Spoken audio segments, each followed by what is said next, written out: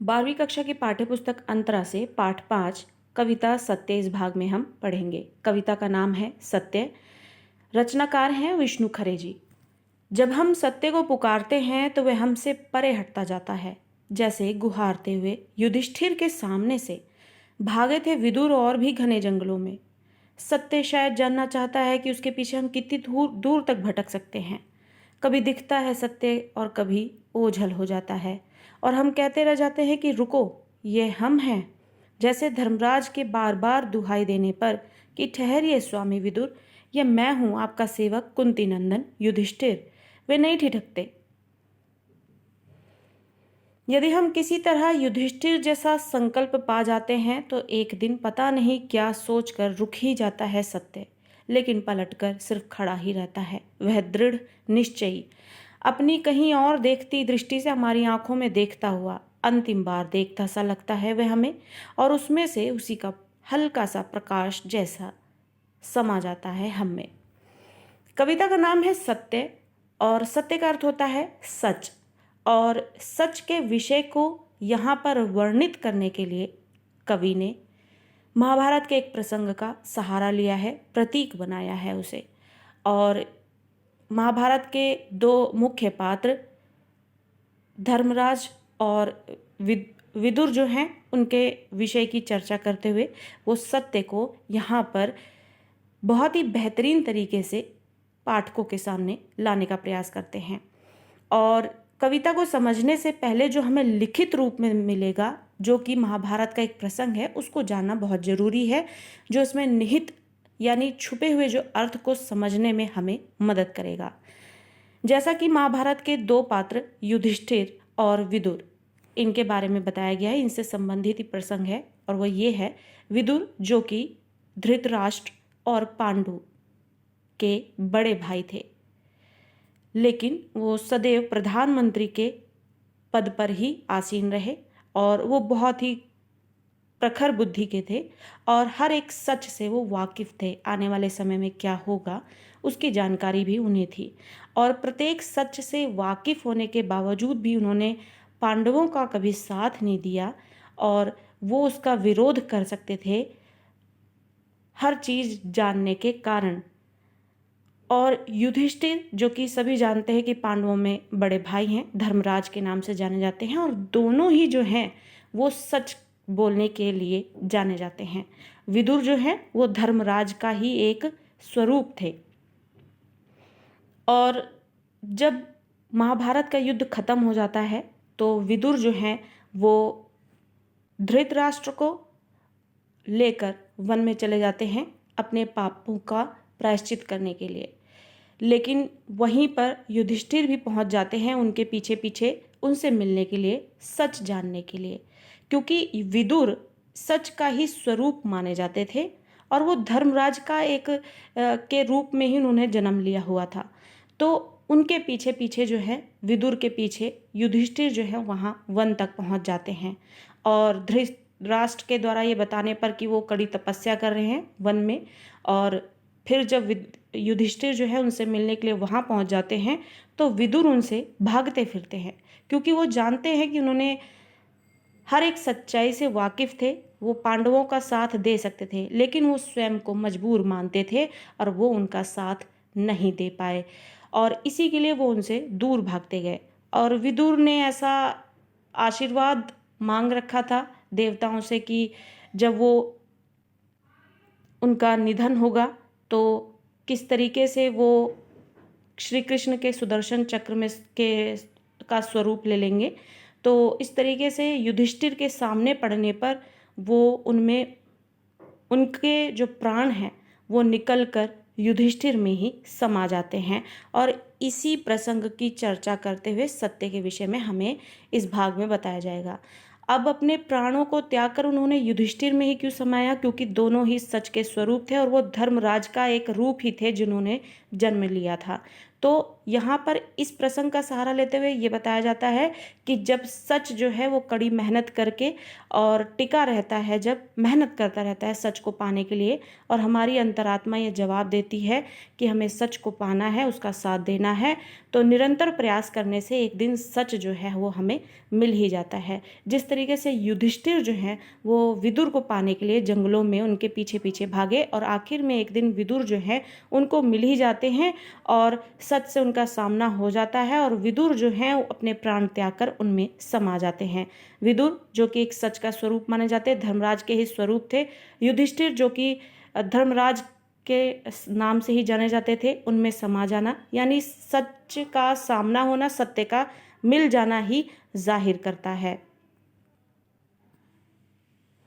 अब कविता को पढ़ते हैं और कविता को समझने का प्रयास करते हैं इस प्रसंग को ध्यान में रखते हुए।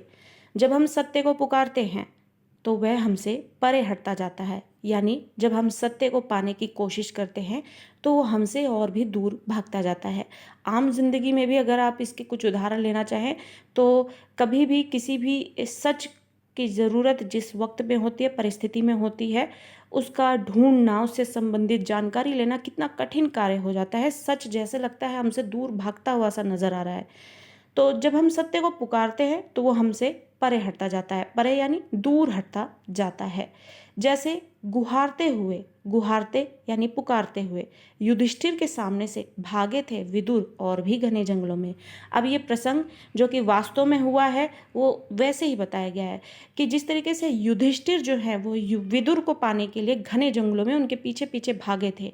एक सच जो है, एक धर्मराज जो है वो सत्य को जानने के लिए वो उनके पीछे पीछे भाग रहे थे और उन्हीं पर वो एक निष्ठ होकर उसके पीछे लगे रहे कि एक ना एक दिन उन्हें सत्य मिल ही जाएगा। वैसे ही जैसे कि युधिष्ठिर विदुर के पीछे भागे थे घने जंगलों में। तो सत्य जो है वो बहुत कठिन होता है पाना, उसके पीछे हम जितना ही भागते हैं वो हमसे और भी दूर जाता हुआ दिखाई देता है और उसको पाना बहुत ही मुश्किल होता है, मेहनत का काम होता है, क्योंकि सत्य अनमोल होता है। तो इसी के लिए बताया जा रहा है प्रसंग का सहारा लेकर कि सत्य को हम जितना पाना चाहते हैं वो हमसे दूर होता चला जाता है। उसी तरीके से जिस तरीके से युधिष्ठिर जो है वो विदुर को खोजते हुए जंगलों में चले जाते हैं और विदुर जो है उनसे दूर भागते हुए जाते हैं, नज़रें चुराते हैं, क्योंकि वो सच के स्वरूप माने जाते थे और उन्होंने सच की जानकारी होने के बावजूद भी पांडवों का कभी साथ नहीं दिया और गलत के खिलाफ आवाज़ नहीं उठाई। सत्य शायद जानना चाहता है कि उसके पीछे हम कितनी दूर दूर तक भटक सकते हैं। कवि कहना चाहता है कि ऐसा लगता है कि जब हम सत्य को पाना चाहते हैं और वो हमसे और भी दूर भागता है तो ऐसा लग रहा है कि जैसे सत्य जो है वो भी जानना चाहता है कि हम उसको पाने के लिए कितनी हद तक जा सकते हैं या फिर उसके लिए कितनी मेहनत कर सकते हैं। जिस तरीके से युधिष्ठिर ने मेहनत की सत्य को पाने के लिए, विदुर को पाने के लिए, उनके पीछे पीछे घने जंगलों में भागे बिना किसी प्रकार की चिंता किए, वैसे ही सत्य जो है उसी तरीके की मेहनत को मांगता है और जब आप उस तरीके की मेहनत करने में सफल हो जाते हैं तो वो विदुर की तरह एक ना एक दिन हमें घने जंगलों में पेड़ के नीचे खड़ा हुआ मिल ही जाता है और एक ना एक दिन उनकी नज़रें जो हैं युधिष्ठिर से मिल ही जाती हैं और उनमें से निकलता हुआ प्रकाश उनमें समा जाता है। कभी दिखता है सत्य और कभी ओझल हो जाता है। कभी वो सत्य आपको सामने दिखाई देगा और कभी ओझल हो जाएगा। ओझल यानी आपकी नज़रों से हट जाएगा। वैसे ही जैसे कि जब युधिष्ठिर जो है भागते हैं विदुर के पीछे जंगलों में, कभी कभार विदुर उनको सामने ही मिल जाते हैं और जैसे कि आश्रम में उनको मिलते हैं, आश्रम में बहुत सारे लोगों का होने की वजह से विदुर वहाँ से भी ओझल हो जाते हैं उनकी नज़रों से। वैसे ही सत्य भी है हमारे जीवन में, जब हम उसके पीछे भागते हैं तो कभी हमें दिखता है और कभी वो ओझल हो जाता है यानी छुप जाता है, संपूर्ण रूप से वो हमारे हाथ नहीं लग पाता है और हम कहते रह जाते हैं कि रुको ये हम हैं, जैसे धर्मराज के बार बार दुहाई देने पर।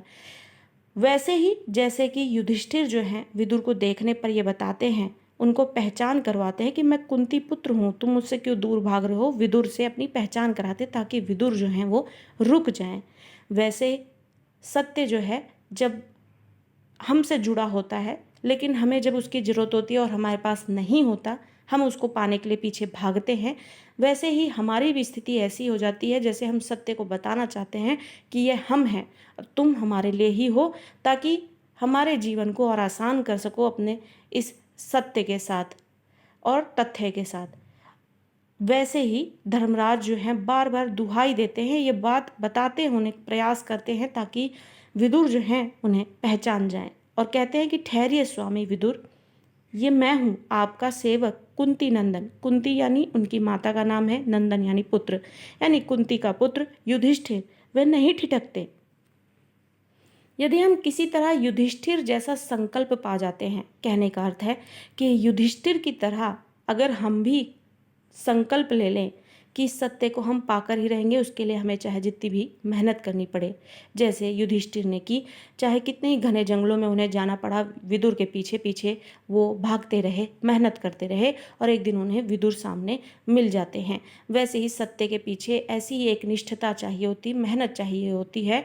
अगर आप युधिष्ठिर जैसा संकल्प कर ले, यानी प्रण कर ले कि हमें इतनी मेहनत करनी है उसको पाने के लिए, सत्य को पाने के लिए, तो एक दिन पता नहीं क्या सोचकर रुक ही जाता है सत्य, और एक दिन सत्य जो है पता नहीं क्या सोचकर, या फिर हमारी मेहनत देखकर, या फिर हमारी तड़प देखकर सत्य को पाने की एक न एक दिन सत्य जो है वो रुक ही जाता है। लेकिन पलटकर सिर्फ खड़ा ही रहता है वह दृढ़ निश्चयी, पलटकर सिर्फ खड़ा ही रहता है। विदुर जिस दिन युधिष्ठिर के सामने आमने सामने मिल जाते हैं, खड़े ही रह जाते हैं और वो कुछ भी नहीं बोलते। और ऐसी ही परिस्थिति जब हमें महाभारत के इस प्रसंग में देखने को मिलती है, वैसे ही आम जिंदगी में, और ये यथार्थ है जो कि यहाँ पर इस प्रसंग से जोड़ता हुआ दिखाया जा रहा है।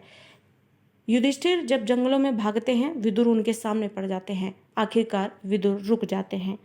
उसके बावजूद भी विदुर जो हैं उनसे कुछ नहीं बोलते, बल्कि उनकी आत्मा में ही जो सच बसा हुआ है वो आत्मा उनके शरीर से निकलकर युधिष्ठिर में समा जाती है। और यहाँ से कवि एक बहुत गहरी बात कहते हैं कि इस तरीके से हमारी अंतरात्मा जब हमें पहचान जाती है सत्य को, तो वो हम में ही आकर समा जाती है।